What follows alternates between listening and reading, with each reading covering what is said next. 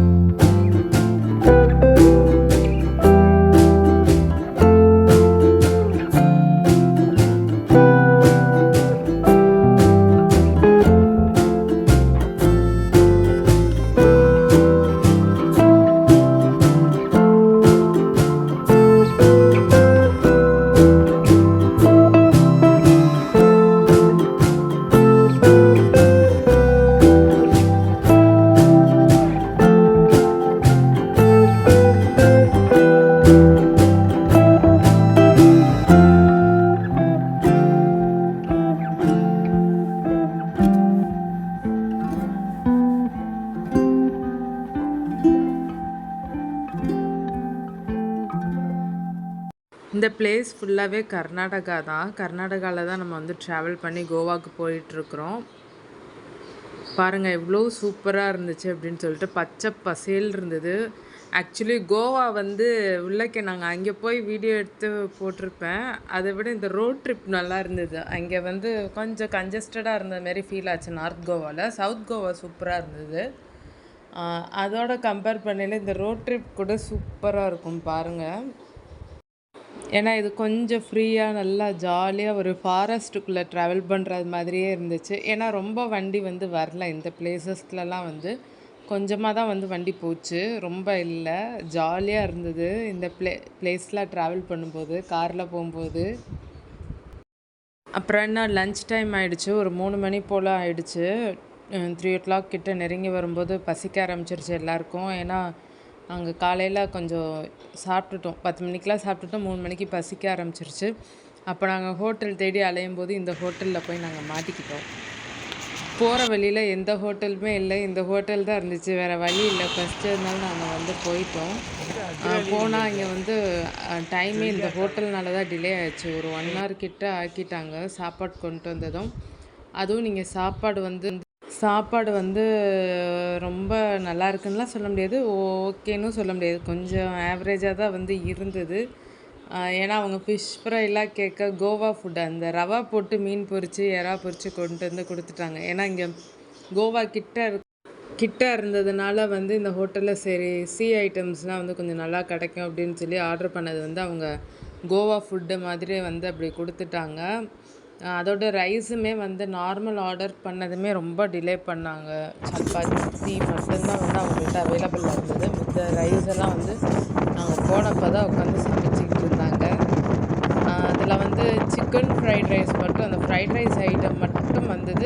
அதுவும் ஆர்டர் பண்ணி 3/4 மணி நேரம் கழித்து வந்தது. 3/4 மணி நேரம் 1 hour கிட்ட ஆகிடுச்சு. அது ஒன்று மட்டும் தான் சாப்பிட்றது மாதிரி இருந்தது. மிச்சதெல்லாம் வந்து கொஞ்சம் ஆவரேஜ் தான்.